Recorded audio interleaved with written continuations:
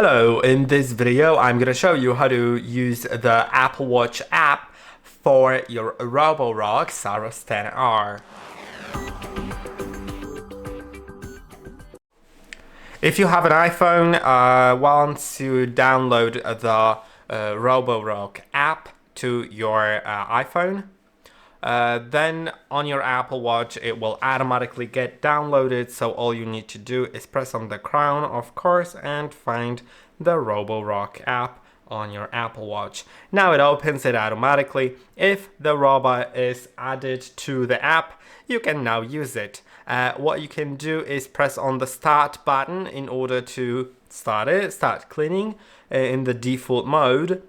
You can also click on this button right here to return to the station, and while the robot is cleaning, this play button turns into pause button, so you can pause it whenever you feel like you need to.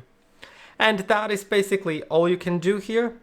If you have more robots, you can basically swipe between them, but I only have one, so that is basically it. I hope that this video was helpful. Don't forget to like, subscribe, and I'll see you in the next one.